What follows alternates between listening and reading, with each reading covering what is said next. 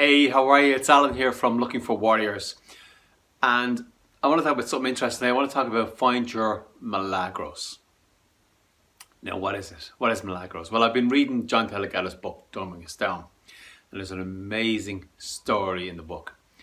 It's about John Gatto.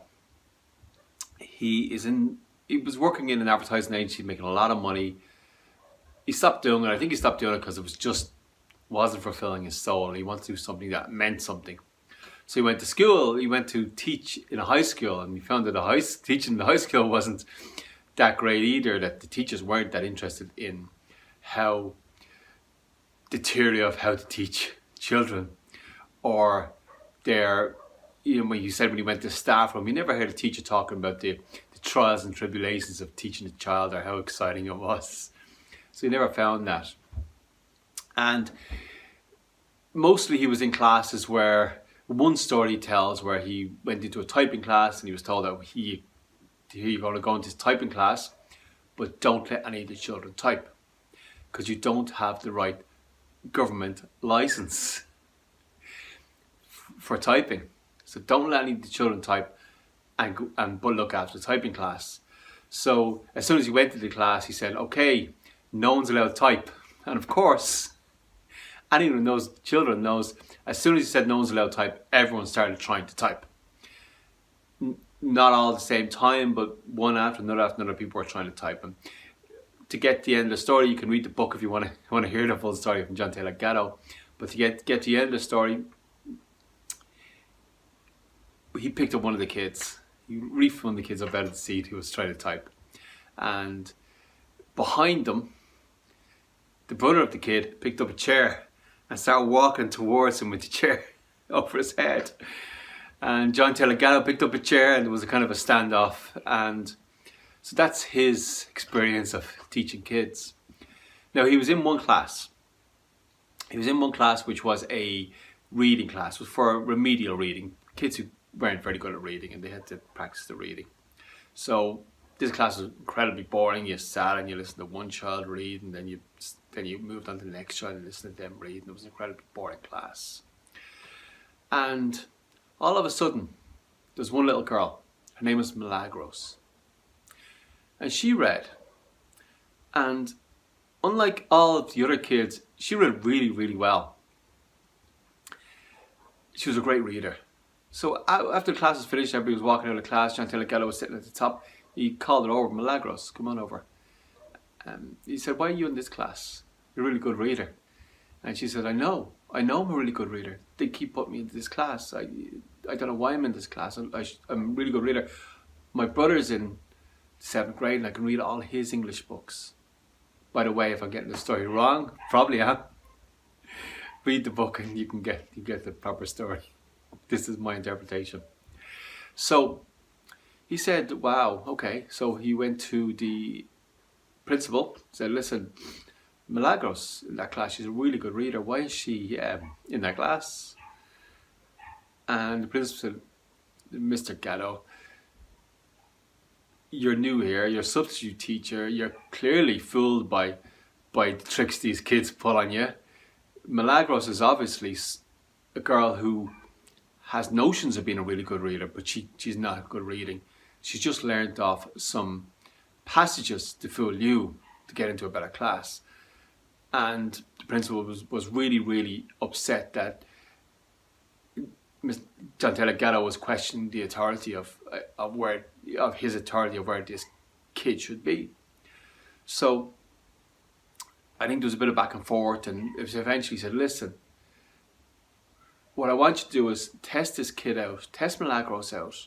If she's a bad reader, leave her in the class, no problem. But if she's a good reader, put her in the proper class she's supposed to be in. And so there's a bit of back and forth, and they decided to do it anyway.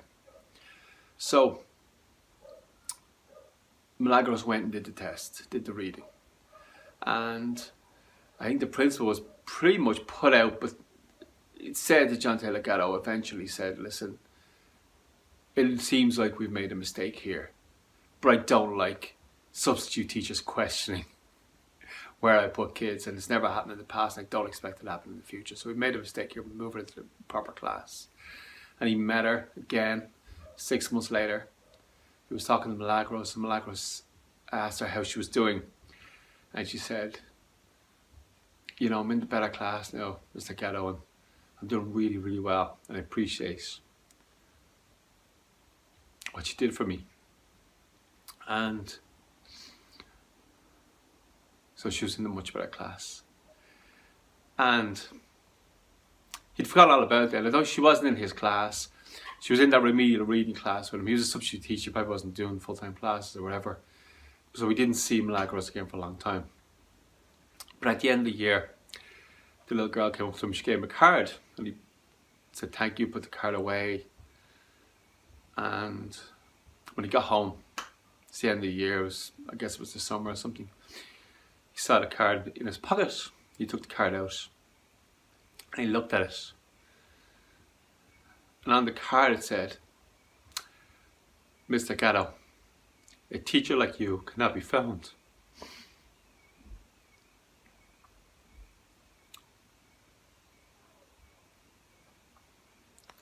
And he said it was the first. He worked in advertising, he worked in a lot of different places, but it's the first bit of praise that ever meant something to him. First bit of praise that ever meant something. Milagros. So the reason I made this video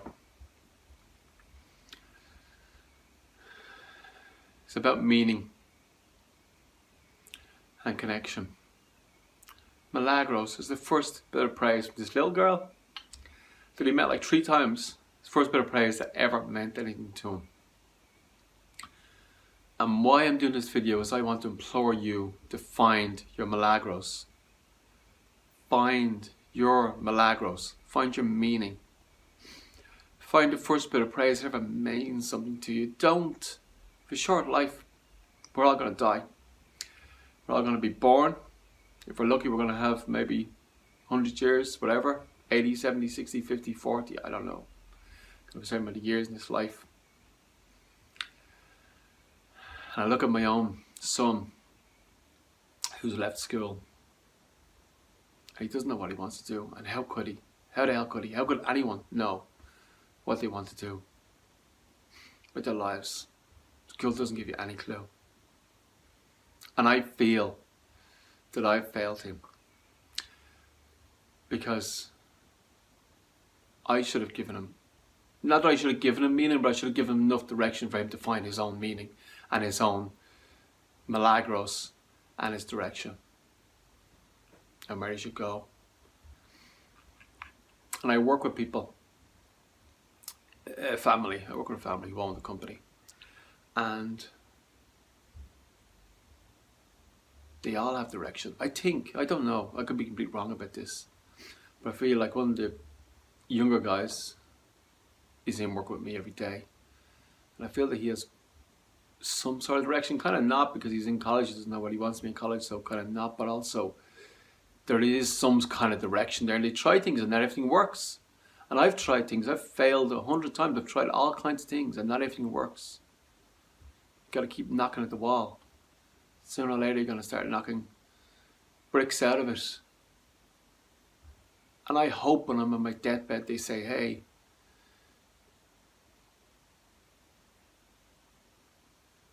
he got knocked down 100 times, but he kept getting back up again. And he tried and he tried and he tried, and there might be 100 failed things behind me, but I don't care. Because I know my Milagros is.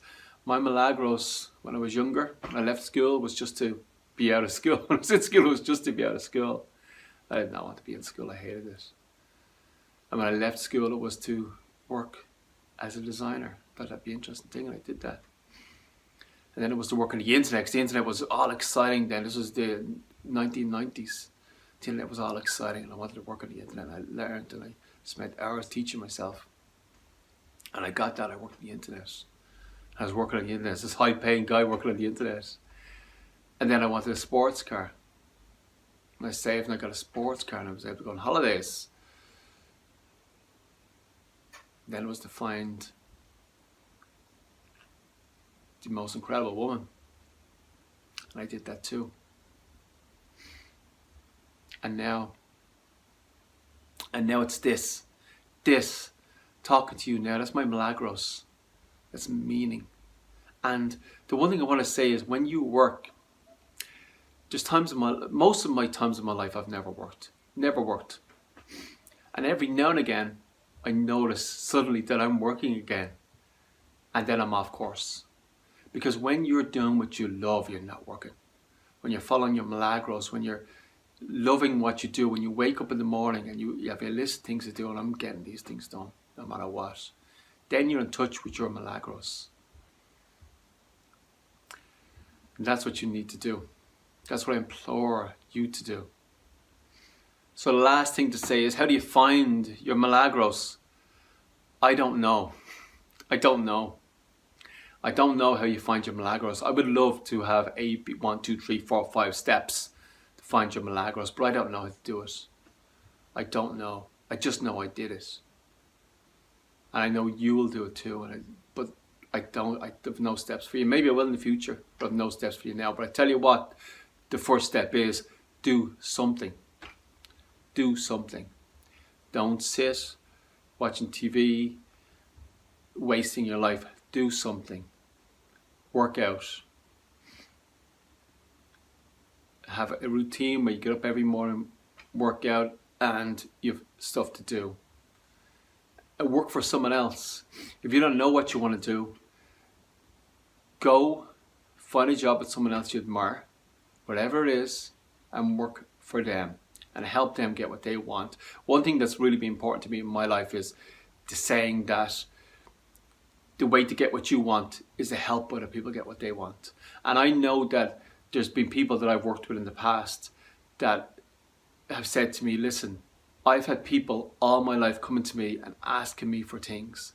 And you're the first person that's ever come to me to ask me, what can you do for me? You want to do something for me. You're the first person ever. And maybe that's an Irish thing. I'm living in Ireland. Maybe in the States it's different. But people have said to me, you're the only person that's ever comes to me saying, I want to do something for you. What can I do?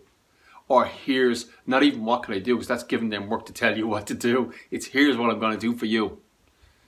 Help other people get what they want. And it'll move you towards where you want. Now that's more, it has to be directionalized. Don't just go around random people doing things for them. That's not what I'm saying. I'm saying directionalized. So when it fits in with your values and where you want to go, you help other people get what they want. And that's going to move you towards where you want to go. So I can't give you step by step, but what I can do is say, do something.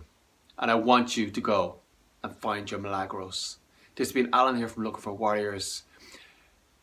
Have a read of John Gatto's book to get started. There's a link below. And also, get a Steve Jobs education. Go and get a Steve Jobs education. Now, Steve Jobs education today is Coursera. There's a link below. Go in and take a look at them. Get yourself a Steve Jobs education and find your milagros.